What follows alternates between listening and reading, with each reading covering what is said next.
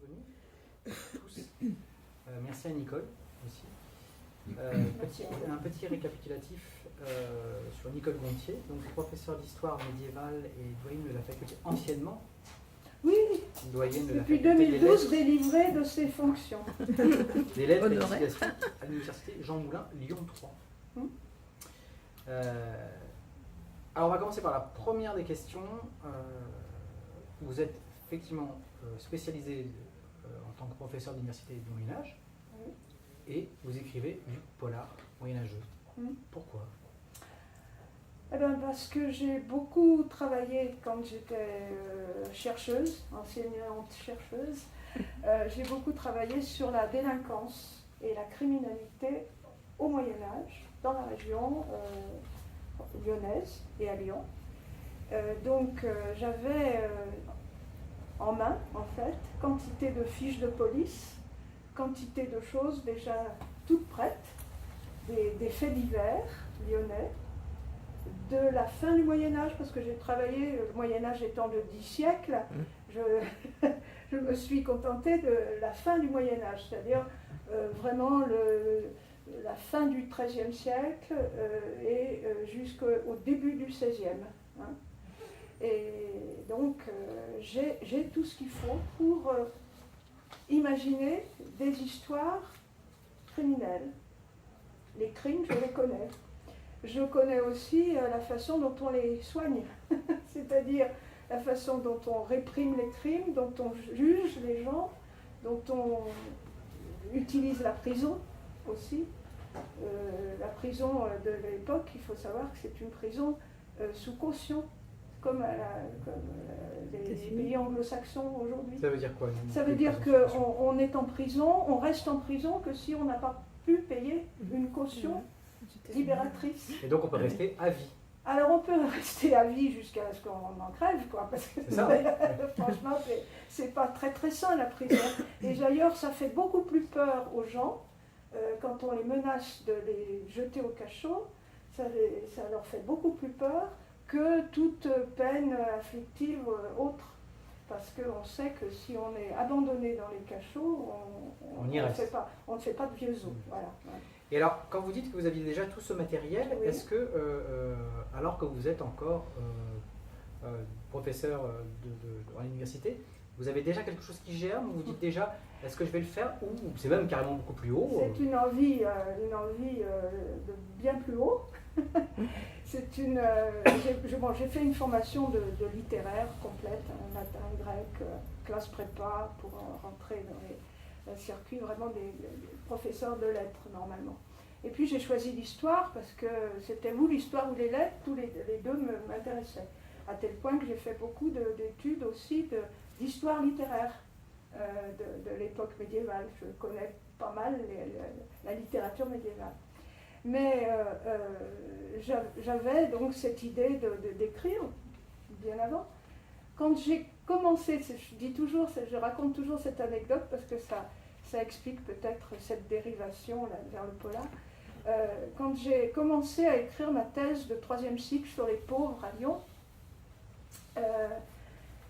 donc la première thèse, puisque j'ai eu l'honneur d'en faire deux, une thèse de 3e cycle et une thèse d'État. La thèse de 3e cycle portait sur les marginaux, les pauvres à Lyon et les hôpitaux lyonnais, la façon dont on gérait la pauvreté. Or, cette thèse de 3e cycle, les premières choses que j'ai écrites, je les ai portées toutes contentes à mon professeur de thèse, qui était René Fédoux, qui était un professeur très très intéressant, très éminent, très bon juriste aussi, quelqu'un de très très strict, si vous voulez, un homme de cœur, hein, il avait le cœur sur la main, mais il était très rigoureux en ce qui concerne les règles de l'écriture historique. Et quand je lui ai porté mon premier chapitre sur les pauvres, les femmes pauvres, j'étais très très contente parce que j'avais imaginé la journée d'une femme pauvre à l'époque.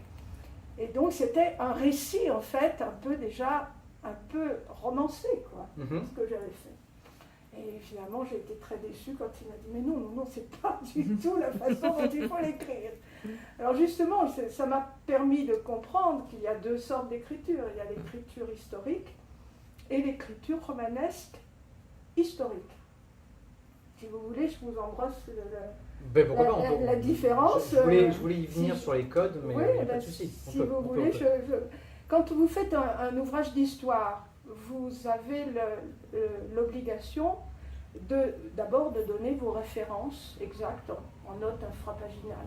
Ceci, je dis ça, mais c'est parce que je l'ai lu dans tel livre ou je l'ai lu dans les archives et documents à l'appui. On donne toutes ces références, on est garanti.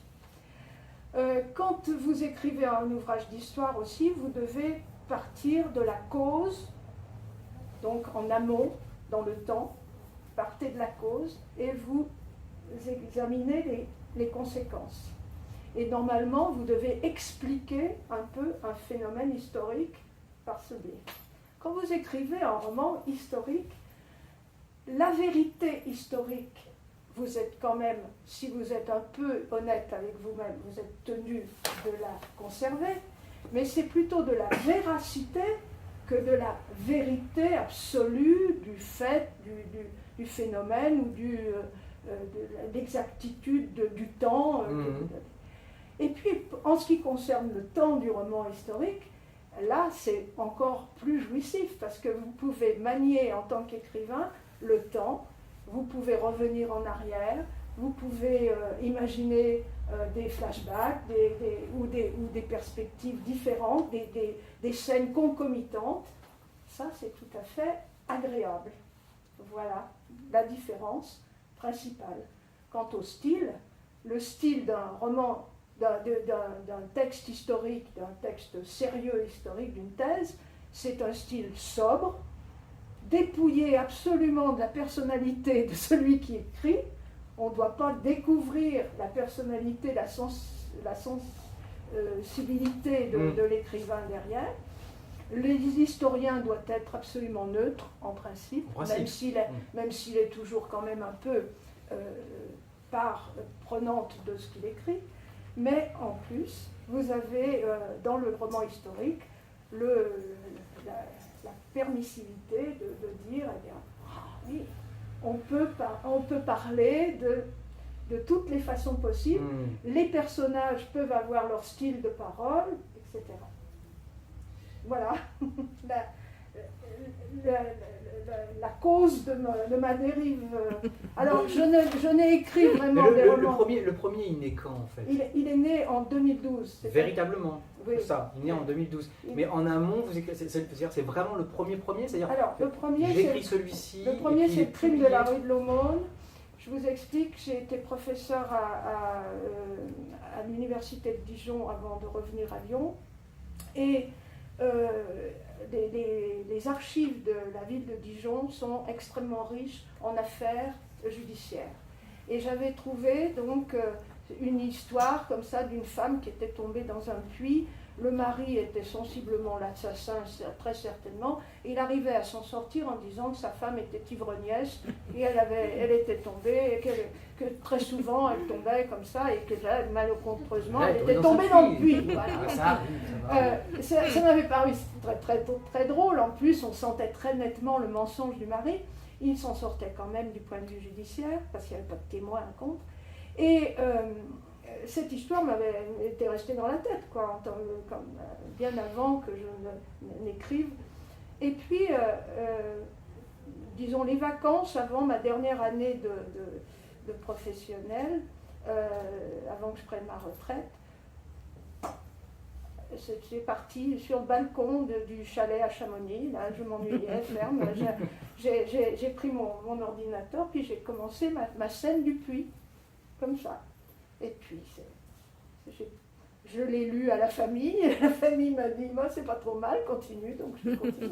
Voilà, comme ça. Et donc, on va les resituer un petit peu quand même, parce que c'est ça qui est important. Oui. Donc, déjà, vous avez un personnage récurrent, comme beaucoup dans le polar historique, qui s'appelle Artaud de Varé, qui est Alors, c'est un personnage qui a existé. Il était prévôt de C'est ça, l'archevêque. prévôt. Qu'est-ce que signifie prévôt, C'est le véritablement? commissaire de police de nos C'est ça. jours. Hein. Ok. Il est responsable, enfin avec un peu plus encore de responsabilité, disons, pratique, puisqu'il est celui qui dirige le guet dans la ville. Il est celui qui fait les arrestations. Il est tout seul? Mais ou il a enquête. quand même, Il est tout seul avec des sergents. D'accord. Il a des sergents, mais il est tout seul en tant que commissaire. Il n'y a pas d'inspecteur de police ou de gens qui l'entourent. Voilà. Donc Il est ce responsable. personnage naît au premier, il est dans le dernier, donc il va vous suivre tout le long. On est au XVe siècle, Oui, on est C'est sous Louis important. XI. voilà, sous Louis XI. Oui. Donc est-ce que vous pourriez, 1461, 1483. c'est ça, vous pourriez nous redéfinir un peu cette période-là quand même? Oui. Alors pourquoi j'ai choisi cette période-là? D'abord À parce Lyon. que c'est important. à Lyon, parce que À Lyon. d'abord parce que c'est une période qui est très documentée. C'est là qu'on a le plus, à la fin, à partir du règne de Charles VII, disons, jusqu'au règne de François Ier, on a énormément de documents. On a beaucoup plus qu'avant. Ils sont moins lacunaires. Et puis ensuite, parce que Louis XI m'a paru un roi extrêmement important, tant pour le royaume de France, il a quand même résolu quantité de problèmes qui étaient ceux de la guerre de Cent Ans, c'est-à-dire l'existence de seigneuries, de principautés, de rebelles de tous les côtés. Il a réduit le plus possible les principautés, il ne restait plus que la Bretagne qui était une grande principauté et le duché de Bourbon. Bon, le duché de Bourbon, il était un peu allié aux Bourbons, donc il a réussi à les tenir un peu sous le boisseau, mais il a créé vraiment la possibilité pour le roi d'être un monarque plus absolu qu'autrefois. Hein. Il n'avait plus vraiment à compter avec les grands à la fin de son règne. Hein, à la fin de son règne. Après, il y a eu des ennuis avec Charles VIII, qui a été obligé de réunir les États généraux, parce que toute minorité entraîne un affaiblissement. Mais c'est quand même à partir de Louis XI que l'on crée les conditions pour qu'il y ait un jour un Louis XIV, un État absolu, un roi absolu. Donc ça m'a paru très important, et en plus, Lyon est pour Louis XI une ville essentielle Voilà, à sa stratégie. ça c'est très important dans vos livres. Ça, oui, dans mes livres, je parle très très souvent de guerre, de menaces de guerre avec la Bourgogne, parce que la Bourgogne, à Mâcon, on était en Bourgogne, hein, donc c'était très très très près. La Bourgogne était continuellement hostile au pouvoir centralisateur du roi de France, et elle avait joué un rôle très très néfaste dans la guerre de Cent Ans. Elle s'était alliée aux Anglais quand même, hein, contre Charles VII. Donc il y avait quand même un certain passif qui était à régler. Et Louis XI va le régler en étant vainqueur de Charles le Téméraire. Hein. Il a réussi sans vraiment mettre des armées face à Charles le Téméraire. Tout par la diplomatie, tout en renversant les alliances que Charles le Téméraire avait su se faire, tout en faisant un blocus économique contre les foires de Genève. Les foires de Lyon, pendant le règne de Louis XI, sont essentielles à l'économie de la ville. Mais que de la ville? Que de la ville, D'accord. mais aussi des marchands locaux, quoi. Parce que quand il arrive des marchands italiens à Lyon, quand la ville, tous les 3 mois, est en effervescence pendant à peu près 20 jours, parce qu'il y a des marchands allemands, des marchands catalans, des marchands italiens de toutes les villes d'Italie qui viennent à Lyon pour échanger des produits de luxe, ça fait monter les prix, ça fait monter l'activité des auberges, de l'artisanat local, c'est essentiel. Donc le gros souci, et vous le trouvez dans tous mes romans, le gros souci c'est que chaque fois qu'il y a un changement important de politique dans le royaume, ou de politique de changement de règne, par exemple, quand Charles VII meurt en 1461 et qu'il est remplacé par Louis XI, la première chose que les consuls de Lyon font, c'est d'aller demander qu'on renouvelle les foires. Parce que c'est pas pérenne, c'est pas à vie, on ne leur donne pas les foires à vie. On leur dit, bon, c'est pour tant d'années. et puis après on renégocie. Et le roi, quand il renégocie, il fait comme l'État aujourd'hui, c'est-à-dire qu'il dit combien vous me payez pour que je vous redonne le bail pendant plusieurs années.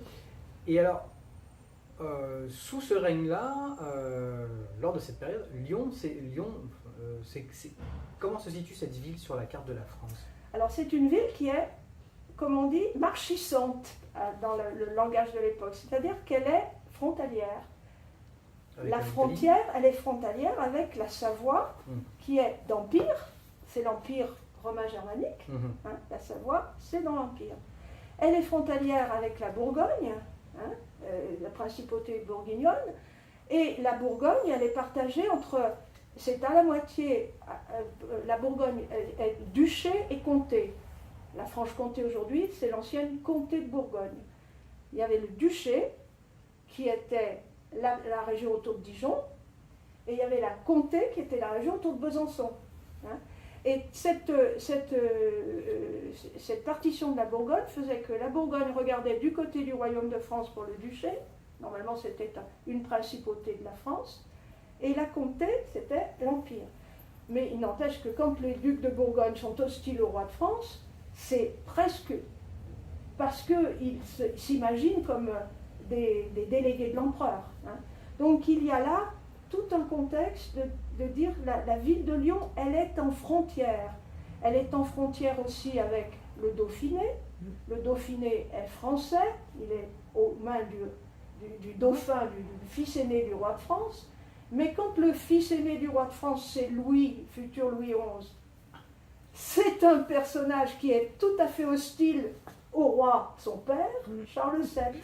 Donc, la ville de Lyon, à plusieurs reprises, s'est trouvée une ville extrêmement importante stratégiquement pour celui qui voulait garder le pouvoir en tant que roi de France. Charles VII, quand il est en guerre contre son fils Louis, dauphin du Dauphiné, Louis, quand il est en guerre contre Charles le Téméraire, ou quand il est en guerre contre son beau-père, le duc de Savoie, Montluel, c'était en Savoie. Donc là, on avait déjà des contacts extrêmement proches. Donc chaque fois, il fallait se ménager une ville qui soit fidèle. Or, à la gloire des Lyonnais, on peut dire qu'ils ont toujours été loyaux au roi en place. Ça leur a coûté quelquefois quelques frissons, quelques craintes. On ne peut pas dire qu'ils étaient vraiment extrêmement bien dans leur petite poulaine à cette époque, parce que, par exemple, quand Charles VII est en guerre contre Louis XI, c'est ce que j'aborde dans Sortilège meurtrier, eh bien là, la ville de Lyon se dit, mon Dieu, qu'est-ce qu'on fait? Il faut rester fidèle au roi en place qui est Charles VII, mais le roi suivant, ça va être Louis. Il ne faut pas non plus qu'on se le mette à dos par notre politique, parce qu'il va sûrement nous supprimer nos foires. Toujours pareil. Donc, on voit très bien dans les archives, et là je vous parlerai aussi de mes archives, on voit très bien le dilemme constant que ces pauvres consuls de Lyon, ils étaient 12 à la tête de la ville, ils ont à résoudre chaque fois. Comment faire pour continuer à être loyaux au roi, pas rebelles, mais en même temps éviter les inconvénients de tous ces princes qui se combattent. Alors, précisez quand même que quand Nicole Gontier vous parle comme ça, quand elle écrit un polar, on rentre dans cette histoire-là, mais il y a cette fameuse trame du roman policier qui vous permet de slalomer à travers tout ça et d'être guidé. C'est pas, voilà, encore une fois, c'est pas une thèse. Non, c'est pas une thèse. C'est très important. Tout ce que je vous raconte là, c'est pour répondre aux questions, mais si vous voulez, chaque fois que j'imagine un roman, je commence d'abord par choisir une date qui soit importante, où il se passe des choses politiquement. Parce que je veux qu'en arrière de mon histoire de criminalité, les personnages soient intéressés, soient vivants, comment est-ce qu'on est vivant aujourd'hui? On est vivant parce qu'on lit le journal, parce qu'on connaît l'actualité, parce qu'on est intégré quand même dans une société et dans un mouvement politique ou social. Hein. C'est ce que je veux restituer dans mes romans. Tous mes personnages, ils ont un passé, se souviennent des événements passés. Par exemple, ils ont très très peur que revienne une grande révolte du peuple comme en 1436, la grande rebelle de 1436. Ils en parlent, ils ont quand même une mémoire, ils ont aussi une vie quotidienne, et cette vie quotidienne, elle est rythmée par les menaces de guerre, par le désir des consuls d'imposer, par exemple, un peu plus, parce qu'on veut acheter des coulevrines pour défendre les remparts. C'est un petit fût de canon, mis quelquefois sur un petit chariot mobile. C'est le canon portatif, si on peut dire, enfin, plus portatif que la grosse bombarde, qui est le gros machin, qui envoie des gros boulets. Alors, quand on achète une bombarde, ça coûte cher aussi. Hein. Alors, on en a 3 à Lyon à cette époque. Sur la ville, il n'y en a que 3. Or, il faut imaginer la ville comme Carcassonne aujourd'hui. Hein. Une avec ville avec des remparts partout, des tours partout. Hein. 17 km de remparts quand même. Hein. D'accord. Remparts qui commencent où? Est-ce que les remparts d'Aisne ont un rapport? Mais oui. Oui, ça commence là, au-dessus des nez, on tire des chaînes sur la Saône quand il y a des crises politiques, quand on imagine qu'on peut être envahi. On a des chaînes en travers de la Saône. Vous avez le couvent de Notre-Dame-des-Chênes où il y a les subsistances maintenant. Oui, les subs, ouais. Eh ben, c'est Notre-Dame-des-Chênes, pourquoi? Parce qu'on tirait des chaînes là sur la Saône, à cet endroit-là. D'accord.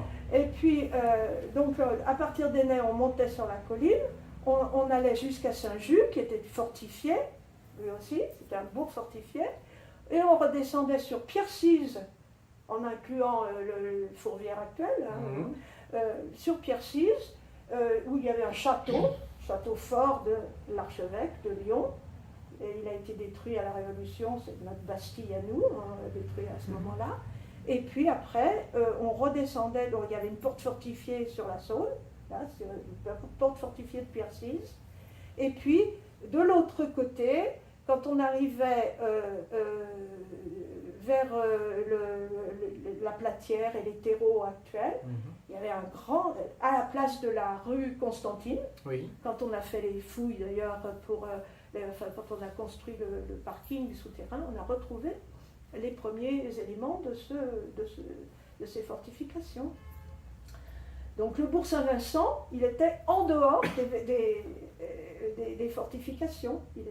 C'était un bourg, justement, en dehors de la ville. Porte fortifiée de la Platière, porte fortifiée de la Lanterne. La rue Lanterne débouchait sur une porte fortifiée. D'accord. Et puis, quand on allait vers les terreaux, ça veut dire quoi? Ça veut dire qu'il y avait un fossé, ensuite un rejet de terre, hein, aplani, pour faire une contre-escarpe après. Tout ça fortifié. Le long du Rhône, fortification jusqu'à Saint-Bonaventure actuel. À partir de Saint-Bonaventure, c'était plus utile parce que le Rhône, à lui tout seul, il était tellement tumultueux que c'était une véritable défense naturelle. Le pont sur le Rhône, pont de la Guillotière actuelle, il était fortifié, il était défendu par une porte avec 2 tourelles du côté de Bellecour, du côté de la ville, et puis au milieu il y avait une autre porte, un autre guichet, et du côté de Béchevelin, c'est-à-dire du côté de la Guillotière, il y avait aussi, non pas une fortification, mais une défense, un petit fossé. Voilà. Ville qui se tient derrière ses remparts. Pourquoi? Parce qu'il faut qu'elle soit toujours protégée pour ne pas tomber à l'ennemi. Donc chaque fois que mes personnages ils sont un peu inquiets, où le crime se situe, soit lié à des affaires politiques, soit lié à des craintes aussi d'invasion ou de traîtrise ou quoi que ce soit. Alors certains romans sont plus axés là-dessus. Oui. Par exemple, Le crime de la rue de l'Aumône en particulier est très très politique. Alors justement, c'est très égoïste, mais la rue de l'Aumône. Rue de l'Aumône, c'est la rue Germain actuelle et la rue du Bois. Parce que j'ai cherché, Elles ont été, voilà. vous ne pouvez pas la retrouver, Voilà. elles ont été complètement démolies, ces rues, au moment où on a fait la rue, on a tracé la rue de la République et la rue Édouard Mais ça a un Herriot. rapport avec la chapelle de l'Aumône Non. non, Non, aucun. D'accord. Non, non. C'est pareil, c'était pour moi. Non. Je suis désolé. La chapelle de l'Aumône, c'était à l'emplacement en aval de l'hôtel-dieu actuel. C'est ça. C'était à l'entrée du pont. Ok. À l'entrée du pont. Et revenons sur Artaud de Varay un Oui. peu. Alors, vous le trouvez comment, lui? Alors, Qui va être le personnage principal. Artaud de Varay, donc j'ai pris ce nom-là quand j'ai vu que dans les archives lyonnaises qu'il était prévôt de l'archevêque. Son nom est très connu, les Varay sont très connus à Lyon à cette époque, c'est une grande famille lyonnaise, anciennement implantée à Lyon dès le XIIIe siècle, on pense. Et d'ailleurs, il y avait un chanoine de Saint-Paul qui était un Varay. Et puis, ils grandissent dans la marchandise, ils sont marchands, ils deviennent un peu notables, un peu riches, ils deviennent très très souvent consuls, et une partie de la famille s'allie avec des familles nobles du Lyonnais, épousent des filles nobles ou prennent des terres qu'on dit des rentes nobles, c'est-à-dire des terres qui anoblissent ceux qui les ont, au bout de 2 ou 3 générations. Et il y a donc une partie de la famille qui a bien réussi et qui est noble, et il y en a une autre qui est restée lyonnaise, c'est celle-ci que j'ai choisi de prendre pour Artaud de Varay. Donc Artaud de Varay, c'est un personnage qui est d'une famille de très bonne notabilité, mais il n'est pas très riche et il n'est pas très considéré. Donc je traite dans mes romans du personnage du commissaire de police dans tous les polars qui est quelquefois un peu méprisé, vous savez, par la société plus riche, plus Est-ce qu'on peut déjà parler de bourgeoisie, cette société-là? Alors, ce qu'on appelle bourgeoisie de nos jours, c'est un critère social et financier. Oui. Hein. Oui. Au Moyen-Âge, ça a un sens très, très précis. Oui. Quand on est bourgeois, ça veut dire qu'on a le droit, on paye ses impôts dans la ville, et on a le droit donc de participer à la politique de la ville. D'accord. Voilà, c'est une sorte de citoyenneté. D'accord. Voilà. Bon, mais c'est quand même un bourgeois, il y a des bourgeois. Mais je n'emploie jamais ce mot-là. Et là, vous faites un point. Très souvent, je m'abstiens de prendre quelques mots qui aujourd'hui sont des mots classiques, des mots comme bourgeois, par exemple, parce que je sais que, du point de vue historique, moi, je ne les emploierai pas pour cette période-là. C'est tout le problème de l'anachronisme qu'il faut éviter quand on écrit des romans historiques. Je ne peux pas dire par exemple qu'Artaud de Varay, à la fin des Chants de la Mort, il est stressé. Je ne peux pas dire qu'il fait un burn-out. Mais je peux dire qu'il est il a la bile noire et qu'il est donc la mélancolie, qu'on appelle c'est la théorie des humeurs au Moyen-Âge. Il est en bile noire, ou alors il est en période, alors là c'est beaucoup plus tragique pour lui parce que c'est un péché capital. Il fait une crise d'acédie. L'acédie, ça veut dire qu'on ne croit plus du tout en la vie et à la création de Dieu. Donc en gros, c'est un gros dépressif. C'est un gros dépressif. D'accord, à la fin des Chants de la Mort, il était dépressif. Les Chants de la Mort, ça se finit en 1483. On va annoncer la mort de Louis XI. Et j'ai dit, mais qu'est-ce que je vais faire? Artaud, il a déjà, si je compte bien, il a une bonne 50aine d'années, 55 ans. Il n'est pas bien. Je voudrais quand même qu'il me serve un peu plus. Encore un peu. Donc, je l'ai carrément rajeuni. Et en changeant d'éditeur, et j'ai changé aussi mon Artaud, il est devenu tout jeune, c'est sa première enquête dans Sortilège meurtrier. D'accord, ok. C'est pourquoi le 5e livre que j'ai écrit, en fait, c'est la première enquête d'Artaud. Ce qu'on appelle aujourd'hui un préquel, quoi. Voilà. En gros, quoi. C'est comme Star Wars. C'est ça. C'est exactement ça. Mais alors, Artaud Varé donc a existé, et à ce moment-là, vous le découvrez dans vos archives, c'est Oui, ça? alors, Voilà. alors vous déjà, dites, je vais l'utiliser comme personnage. Voilà, je l'utilise comme personnage, et depuis, eh bien, alors vous verrez dans le crime de la rue de l'Aumône, je parle de lui comme Artaud de Varay, comme Messire de Varay, et puis au fur et à mesure des romans, c'est Artaud. Je le cite comme Artaud. Ça veut dire que je me suis approprié le personnage, qu'il m'est familier, et puis pour tout vous dire, il vit avec moi continuellement maintenant, c'est l'homme de ma vie, quoi. Donc je pense à lui le matin, qu'est-ce que je vais, en ce moment je suis en train d'écrire le 7e, donc chaque fois il est là, quoi. Et alors, pour revenir sur vos romans et sur ce personnage, c'est quoi être prévôt, encore une fois, au XVe siècle à Lyon? Alors, c'est un peu compliqué, parce que il est le représentant de la police de l'archevêque. L'archevêque de Lyon est le premier seigneur de la ville. C'est lui, historiquement, qui a été le seigneur de Lyon.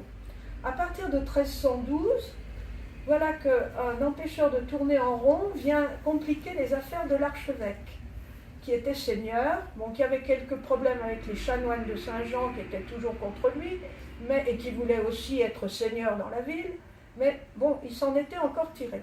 En 1312, on a le roi Philippe le Bel, qui se mêle de prendre les Lyonnais sous sa protection, parce que les Lyonnais s'étaient rebellés contre l'autorité de l'Église, et il dit, moi je vais mettre de l'ordre.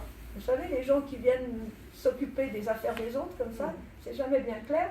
Et finalement, le roi a institué à Lyon un représentant de sa police, de sa justice, qu'on appelle le bailli ou le sénéchal de Lyon. C'est la même chose, on dit bailli plutôt au nord de la Loire et sénéchal au sud de la Loire, mais c'est la même fonction. Moi je l'appelle bailli dans mes romans parce que c'est plus simple, quelquefois bailli sénéchal, mais enfin. Donc à Lyon, il y a deux polices à partir de ça, à partir de cette époque, 1312, il y a deux polices. Il y a la police de l'archevêque, avec le prévôt, la justice de l'archevêque avec son juge des affaires criminelles, que je ne désigne pas sous son titre parce que c'est un peu compliqué. Il s'appelle le courrier, normalement, dans les archives. Bon, le courrier, aujourd'hui, si on dit courrier, c'est un peu compliqué de comprendre que c'est un juge. Donc je le nomme juge. Hein. Et donc ça, c'est l'archevêque. Et puis en face, eh bien, il y a la police du roi, avec l'équivalent d'un prévôt, qu'on appelle le lieutenant du bailli, donc qui dirige des sergents royaux. Il y a les sergents de l'archevêque, il y a les sergents royaux. Vous comprenez bien que ce qu'on appelle la guerre des polices, c'est ça, oui. Ça existe. J'allais dire, ils sont forcément en bisbille, quoi. Ah, bien sûr. Ils sont en bisbille, je le dis souvent en essayant de donner aussi la partie humoristique de l'affaire dans les romans, parce que quand ils se rencontrent, quelquefois, ils se battent, quoi. Carrément, oui. Ah, mais carrément. Ou alors ils se chipent les enquêtes et les gens à conduire en prison. C'est la guerre des polices. Guerre des polices. Alors, c'est pour faire simple, hein, de police, parce que normalement, là j'aborde dans le 7e que je suis en train de préparer, là, l'histoire d'Énée. Bon, ça se passe à Énée. Et il y a eu une justice et une police d'Énée Propre à ce quartier-là. Propre au quartier d'Énée, jusqu'à Bellecour en fait. Vous vous rendez compte? Donc, ça veut dire qu'à l'intérieur de la ville, il y a encore quelques précarés, si vous voulez, pour certaines autorités. D'accord. Donc voilà mon Artaud de Varay. Donc c'est pas simple pour lui d'être prévôt de l'archevêque. Et bon, je l'ai imaginé bien sûr, avec des qualités. Il est loyal, il est courageux, il est valeureux et il réussit ses enquêtes. C'est bien un roman, donc. C'est bien un roman. c'est bien un roman, mais en même temps, il a quelques défauts. Il est très soupe au lait. Il est parfois, surtout dans sa première enquête, un peu naïf, à croire des choses qui ne sont pas. Et puis, il lui arrive aussi d'être empêché de faire ce qu'il veut par son supérieur.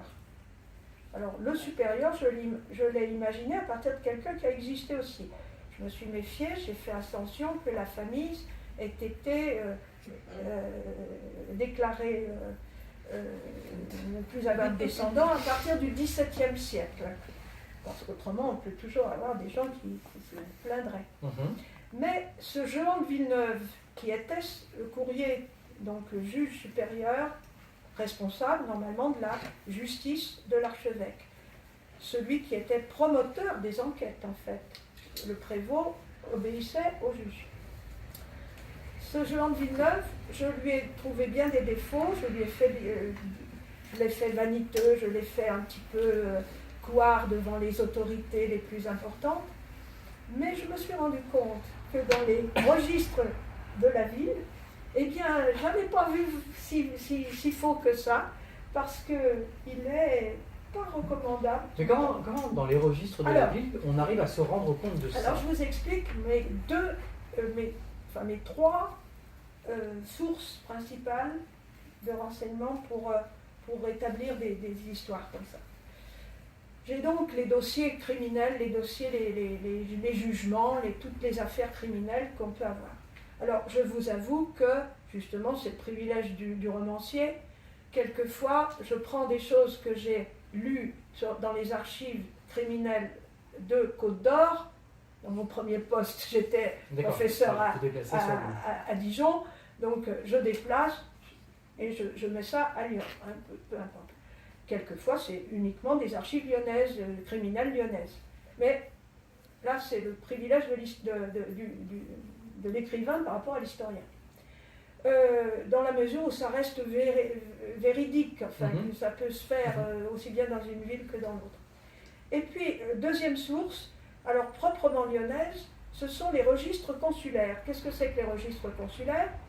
Ce sont les délibérations des représentants de la ville, comme les délibérations municipales aujourd'hui. Alors aujourd'hui, elles sont enregistrées.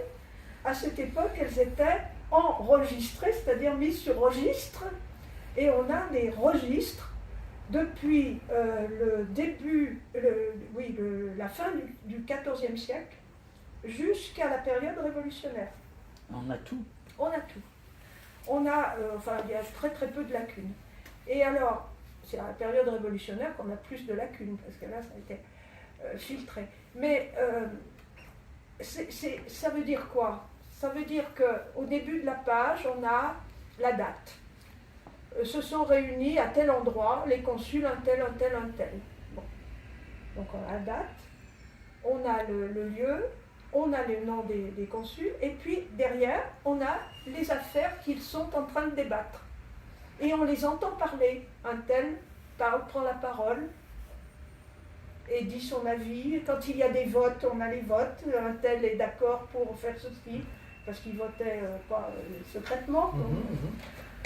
Et on a toutes les affaires comme ça, au jour le jour, le quotidien des Lyonnais, ce qui est important pour eux. Alors ça varie, ça peut être des affaires énormes, comme des toutes petites affaires.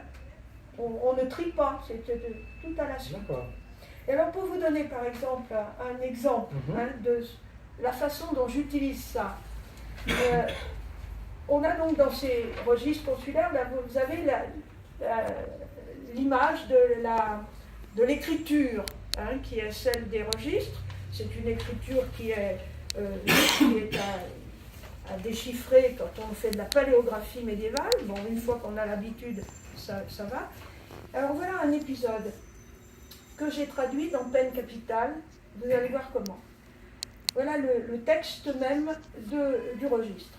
Honorable personne, Jehan de Villeneuve, courrier, Humbert de Varay, bourgeois, ça c'est un parent de Artaud, et citoyen de la dite ville de Lyon, accompagné de Pierre de Villeneuve, frère du dit courrier, et Pierre Thomasin, leur ont fait plainte sur ce que, naguère, c'est à savoir dimanche dernier passé, eux, venant à cheval de Saint-Irénée et descendant du dit lieu à Saint-Just, rencontrèrent la procession du collège de Saint-Jean, dont les aucuns des chapelains, ça veut dire quelques-uns des chapelains du dit collège, étant en la dite procession, vinrent à eux malicieusement et de fait à penser, mirent les mains aux brides de leurs chevaux en les voulant contraindre de faire mettre à pied à terre, et leur faisant plusieurs grands griefs et outrages. Je prends ça dans les archives, qu'est-ce que j'en sais? Voilà l'épisode de Peine Capitale. Puis-je savoir où était le chef de la police en cette matinée, tandis qu'on agressait les représentants de l'autorité, tandis que des séditieux tentaient de les frapper en pleine rue? Le juge, le courrier donc, Jean Villeneuve, le juge fixait Artaud d'un œil mauvais. Artaud avait du mal à reconstituer les faits à partir des seules récriminations du juge. C'était donc des clercs du chapitre qui vous ont agressé? Oui, des clergeons qui se sont écartés de la procession qu'ils suivaient à Saint-Just. Ils sont venus vers nous en nous injuriant. Ils ont saisi la bride de nos chevaux afin de nous faire mettre pied à terre, avec l'intention de mieux nous rouer de coups, je pense. Nous avons résisté, mais ils ont réussi à blesser nos montures et à tant les effrayer que nous avons manqué être désarçonnés et jetés à bas. Quels étaient vos compagnons? Vous ne me l'avez pas dit, messire. Vraiment? Eh bien, il y avait mon frère Pierre et messire Pierre Thomasin. Nous descendions de Saint-Irénée. Vous voyez, comme j'essaie d'utiliser la source en essayant d'inclure cet événement, cet épisode, sous forme de dialogue, bien sûr. Le dialogue est essentiel dans les romans. Je pense théâtre, beaucoup plus que récit. Je pense cinéma, beaucoup plus que écriture à la Balzac. Alors, justement, dans Peine Capitale, parce que justement, le principe du roman, enfin, du polar historique, c'est que sous couvert, vous prenez à chaque fois des sujets. On en parlait tout à l'heure avant que vous arriviez. Oui. La musique, l'imprimerie, etc. Je prends des milieux sociaux. Des milieux sociaux, voilà. Des milieux sociaux et des quartiers différents. Et donc là, sur Peine Capitale, c'est... Alors, Peine Capitale, le thème est hélas redevenu à la mode, c'est sur le harcèlement sexuel et le viol. Et aussi l'infanticide. Hein, tout ce qui touche à la criminalité propre aux femmes. Qui se passe à Saint-Georges. Hein. Pardon? Ça commence à Saint-Georges. Hein. Alors, le quartier, c'est la base du Gourguillon. Le quartier Saint-Georges, ça se passe dans un hôtel particulier que j'ai imaginé, avec un banquier propriétaire que j'ai imaginé aussi, dont le nom est le produit de quelques noms existants à l'époque, mais c'est un personnage imaginaire. Ça me permet quand même de traiter un peu le milieu de la banque, le milieu des changes, et aussi de traiter l'intérieur d'un hôtel particulier. Alors, il y a la description toujours des décors en ce qui concerne l'hôtel proprement dit. On décrit les lieux, hein, les différentes cours aussi. Bien sûr, là, le modèle, ce sont ce qui nous reste aujourd'hui. Oui. Bien sûr, ce sont plutôt des constructions de la fin du XVe siècle et du début du XVIe que nous avons. Mais quand même, elles sont... oui, c'est déjà quand même beaucoup mieux que par Dieu, quoi. D'imaginer totalement. Donc, voilà. Et puis alors, ma troisième source d'information, outre les registres consulaires, c'est l'iconographie. On imagine très très bien les sociétés, les lieux, les décors à partir des enluminures. On en a quantité. Oui. Les enluminures qui vous montrent l'intérieur d'une boulangerie, par exemple, qui vous montrent les marchands de poissons, même les changeurs ou les orfèvres ou les imprimeurs. Voilà. Donc on a quantité de moyens, si on a un petit peu l'idée de ce qu'on va dire, d'imaginer le contexte, d'imaginer le décor. Et moi, mes personnages, je veux absolument qu'ils soient intégrés dans un quotidien, dans un décor, qui parle à la façon de l'époque. Et là, au début du bouquin, on retrouve une femme morte. Oui. Alors, vous allez dire que je suis obsédée par le puits, mais... disons que dans tout hôtel particulier, il y avait un puits. C'était l'eau courante de l'époque, hein, le puits. Autrement, il y avait des puits publics, comme le puits Pelu, vers la Grenette. Mais c'était assez rare. Il y avait des sources, des fontaines, mais très, très, très rares quand même. Tandis qu'un puits dans une maison, c'était un signe de richesse. Alors on trouve la peine capitale, oui, au départ, on trouve une femme morte, en fait noyée dans un seau d'eau. Le seau du puits a été remonté et elle est tellement ficelée qu'elle ne peut pas bouger. Elle a été prise. Manifestement, on a voulu qu'elle souffre longtemps pour se débarrasser d'elle. Alors, au départ, dans un roman policier, ça ce sont des codes, il y a toujours l'expression du meurtre. Moi, je pars du principe que si vous attendez 30 pages pour qu'il y ait le meurtre, les lecteurs vont lâcher. Donc le meurtre, il a lieu en direct. Ou alors, il a lieu, c'est-à-dire qu'on découvre le cadavre, et là, il faut essayer de choquer un peu le lecteur. Bon, c'est pas du roman noir, hein, ça dégouline pas de sang, mais j'ai essayé quand même quelquefois d'être un peu saisissante par la description du cadavre. C'est en particulier le cas dans Les Chants de la Mort, où on trouve un cadavre dans les fossés de la lanterne, où on est en train d'agrandir. À cette époque, il y a des textes qui disent qu'on a élargi encore les fossés, et on trouve le cadavre, mais il est couvert de mouches, et on entend d'abord les mouches, et on sent d'abord l'odeur. Hein. Donc c'est la description, j'essaye quand même de frapper le lecteur, et dans Peine capitale, le cadavre, il arrive alors qu'il brise en fait un quotidien, une sorte de quotidien banal. Hein. La petite Mariette, la servante, qui est un peu bête et qui va chercher du bois au fond de la cour, et qui voit rien parce que c'est une tête en l'air, c'est une imbécile, et elle ne découvre le cadavre que vraiment quand il l'a fait tomber, quoi. C'est cette idée que je veux que le lecteur, il se dise, ah ben, voilà, ça me choque.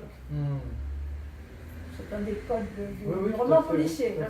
Et après, j'essaye dans tous mes romans, moi je veux absolument qu'il y ait une enquête. C'est-à-dire que notre Artaud de Varay, vous le suivez dans ses hypothèses, dans ses essais de confirmer l'hypothèse, et on ne suit pas complètement l'enquête d'un bout à l'autre, c'est-à-dire que de temps en temps, elle est arrêtée par une autre scène, par des scènes soit concomitantes, soit des scènes qui vont ensuite se rajouter à l'enquête, mais qui vont briser un peu la lecture du lecteur, de façon à ce qu'il ne se lasse pas lui-même de l'enquête. Voilà. C'est cette espèce de séquençage un peu cinématographique que j'essaye de faire dans les romans. Et que j'arrive de mieux en mieux à faire au fur et à mesure que je les écris, je pense. Parce qu'on prend l'habitude quand même. Là, dans Peine capitale, il y a cette histoire, on en parlait un petit peu avant que j'arrive, le sujet c'est les servantes. Oui, ce sont les servantes. Peine capitale, mais juste avant que vous expliquiez, comment, pareil, encore une fois, ce sujet vous vient? Eh bien, justement, il me vient d'un procès, de 2 procès en fait, pour viol, et que j'ai lu aux archives de Dijon. Et ce sont 2 procès qui sont épais, hein. Il y a beaucoup de témoignages. C'est la procédure inquisitoire à l'époque, donc on fait la procédure inquisitoire qui est la nôtre actuellement. C'est-à-dire qu'on n'attend pas que les gens accusent, que les gens dénoncent, mais on fait une enquête et on convoque les témoins. Et on fait parler les témoins. Donc on a de grosses liasses de procès. Et là, c'était 2 petites servantes. Il y en avait une de 10 ans, une autre de 14 ans. Il faut savoir que les servantes ou les apprentis, quand ils sont mis en état de servir, ils sont confiés au maître et à la maîtresse de maison qui doivent compléter leur éducation, aussi bien les alimenter, mais aussi compléter leur éducation morale. Ils sont responsables d'eux comme les parents, hein, jusqu'à leur majorité. La majorité des filles, c'est 12 ans, et la majorité des garçons, c'est 14. Donc, normalement, la petite servante de 10 ans ou celle de 12 que je trouvais ou de 14 dans mes archives, elles étaient sous la responsabilité des maîtres de maison. Et on a la description, la déclaration de ces 2 servantes qui décrivent leur viol. Alors on en a une qui connaît rien à rien, qui n'est pas du tout, celle de 10 ans, elle n'est pas du tout au courant de ce qui peut se passer du point de vue sexuel, donc elle ne comprend pas ce qui lui arrive. Et on a vraiment les termes. Alors j'ai essayé de reprendre dans la description du viol qui est faite, la déclaration du viol qui est faite dans peine capitale, c'est quasiment le texte de la déclaration d'un de ces procès, avec les termes un peu concrets qui sont donnés. Et puis, l'autre, celle qui connaît quand même, qui est un petit peu plus âgée, donc qui sait ce qui lui arrive, eh bien, elle va se plaindre à la maîtresse de maison. Elle va dire, ben voilà, et là, moi je me souviens de ce choc quand j'ai lu ce procès dans les archives. La maîtresse de maison la traite plus bas que terre, lui dit qu'elle l'a voulu, qu'elle n'a pas crié, etc. C'est toujours le principe. Hein. Encore aujourd'hui dans les procès pour viol, si vous n'avez pas crié, si vous êtes consentant. Donc dans tous les procès de viol du Moyen-Âge, vous avez cette question, et je fais poser la question par un de mes enquêteurs, là, en disant, ben, oui, j'ai dû poser la question, comment ça se fait qu'on ne vous ait pas entendu? Bon, il avait mis la main dans la bouche, bien sûr, il avait à moitié étouffé. Donc, c'est vraiment la transcription là, du procès. Et la question que je me pose depuis tout à l'heure, c'est la justice du Moyen-Âge, de fait, et là j'ai envie de le savoir, dans la réalité, est-ce qu'on leur rend justice? Alors, aux filles violées, contrairement à ce qu'on pense, on rend justice. On rend justice. Dans la mesure où elles ne sont pas des femmes, hein, parce que ce sont des enfants, Okay. Et la protection de l'enfance au Moyen-Âge, contrairement à ce qu'on peut imaginer, était relativement importante. D'accord. Relativement attentive.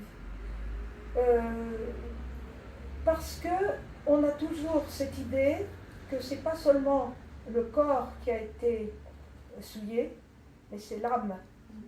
Et que perdre une âme, c'est la même chose quand on traite des coups sur une femme enceinte au Moyen-Âge. C'est très gravement pénalisé parce qu'on a perdu une âme à naître. D'accord. Hein? Mais alors dans ces cas-là, quel est le châtiment Alors le châtiment pour le violeur, il n'est pas tendre, c'est la castration. Bichette, hein. C'est la castration. Et public, pas public Public, ah, oui. Quand même. Bien sûr, il n'y avait pas de distraction à cette époque. C'est ce que j'allais dire, oui, quand on s'amuse un peu. Oui. Et puis, quand vraiment on arrive à la fin du Moyen-Âge, on arrive quelquefois à des peines pécuniaires de compensation pour éviter ces choses-là. Quelquefois, on marie la violée avec son violeur. Oh, c'est merveilleux. Les parents s'arrangent à ce moment-là. Ça dépend des milieux. Et s'il est déjà marié S'il est déjà marié Et quand il est déjà marié, c'est foutu. Hein, voilà. Donc, dans ces cas-là, souvent aussi, on bannit le violeur, surtout s'il est récidiviste, s'il a prouvé qu'il l'a fait plusieurs fois. on bannit le violeur ou on lui fait subir la castration ou une peine afflictive autre, assez dure aussi. D'accord, ok. Ceci dit, il est quand même assez fréquent ce viol des servantes, parce que les servantes ne sont pas des femmes qui sont protégées. Souvent elles sont mises en service par leurs parents qui sont trop pauvres.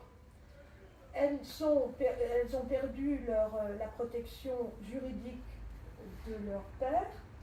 Une femme au Moyen-Âge, si elle est seule, elle est en état de danger. Parce qu'elle est soit fille de, soit femme de. Mais si elle est célibataire, on considère qu'elle est bonne pour être prostituée. Et dans Peine capitale, je montre le sort de ces servantes violées, sans caution, sans famille derrière pour les soutenir, sans personne pour les défendre.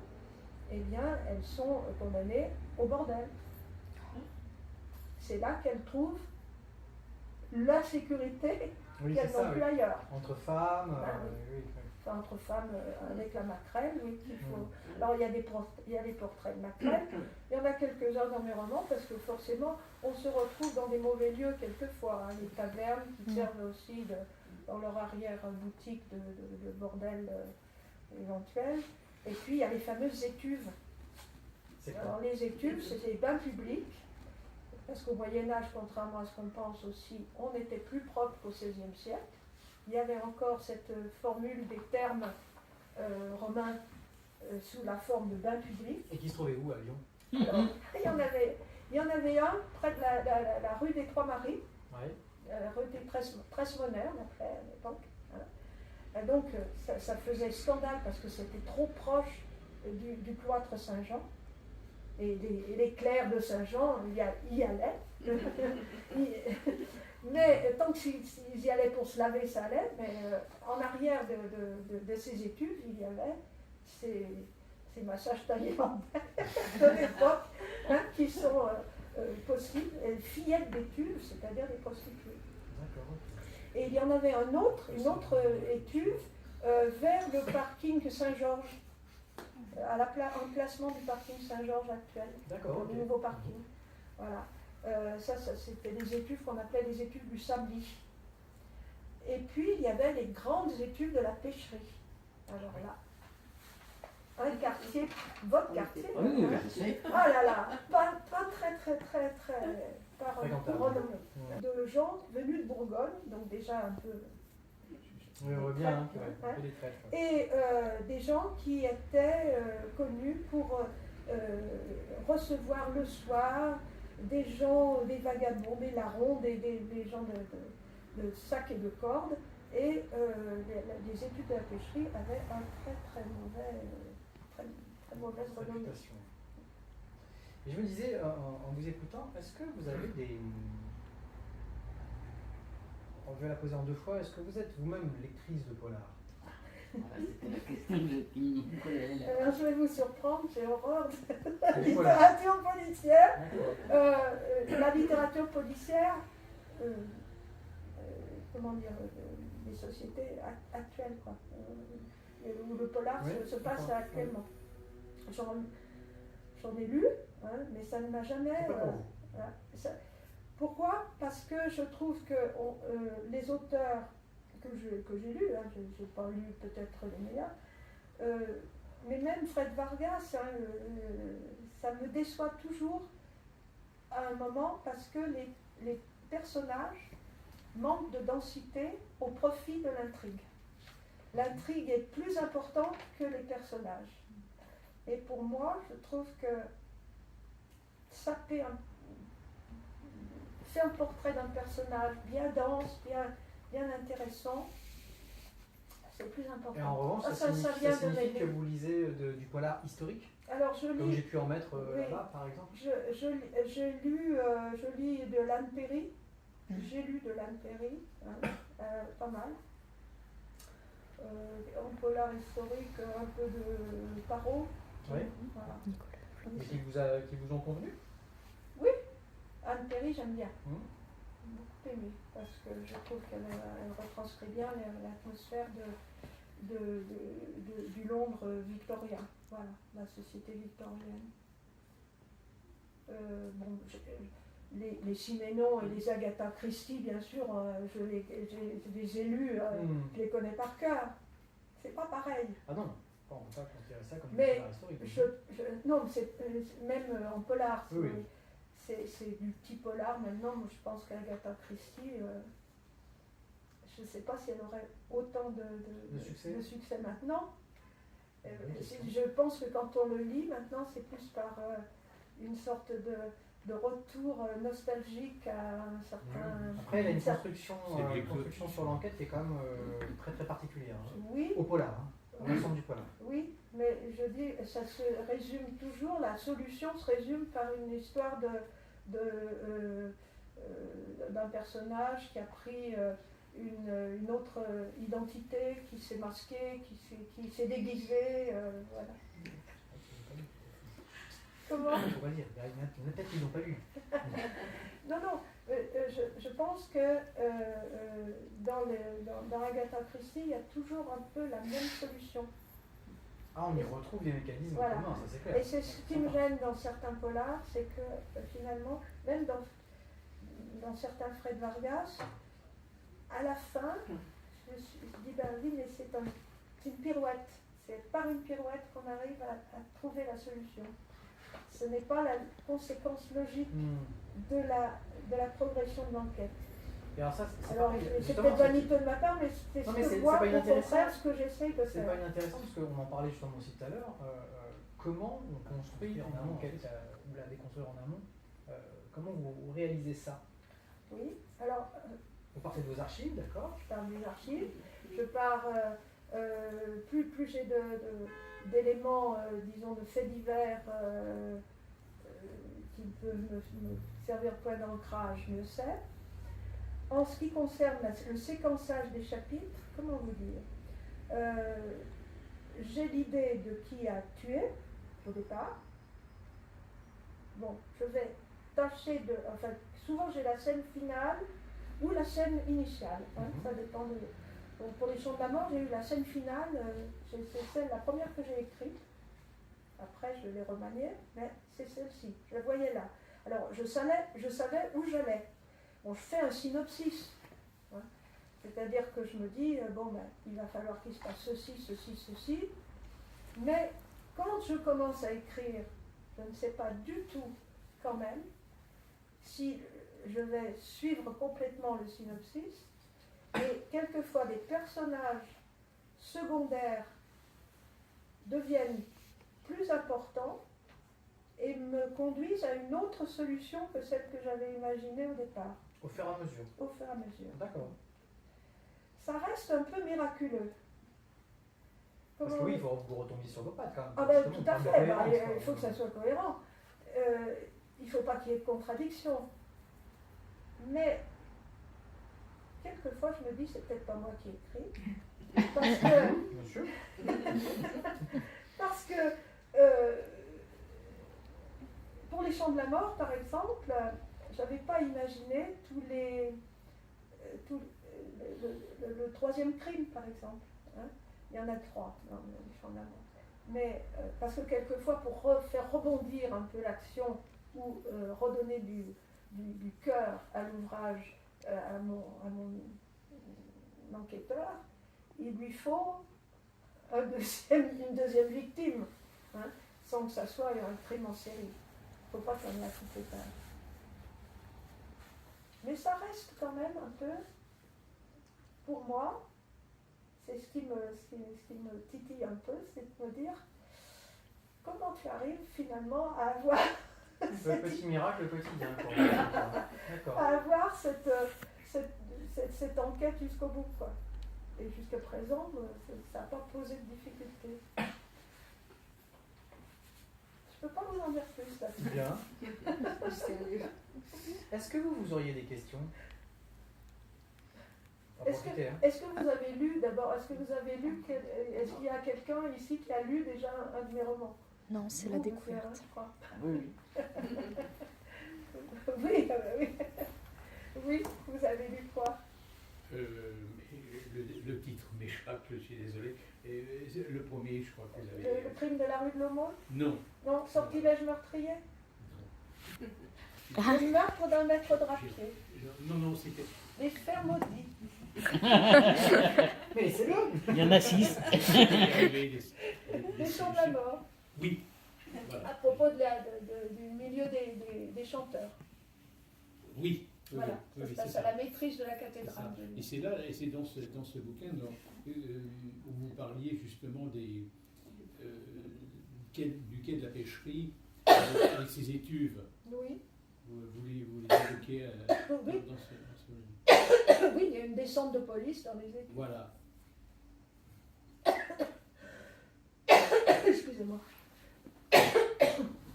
Oui.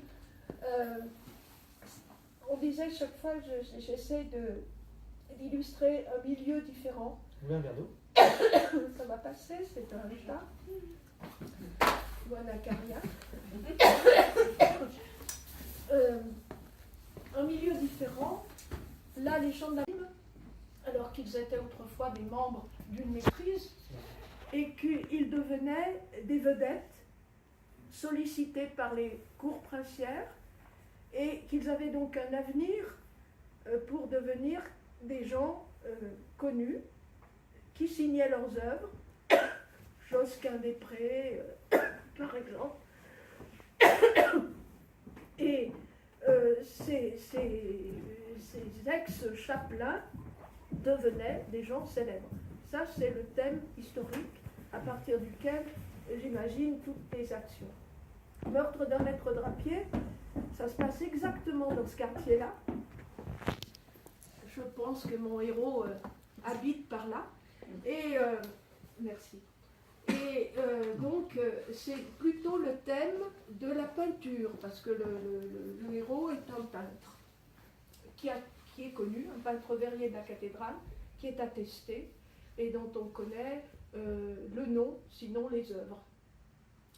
Donc, je le mets en scène à ce moment-là et je parle un petit peu de l'évolution de la peinture sous l'effet des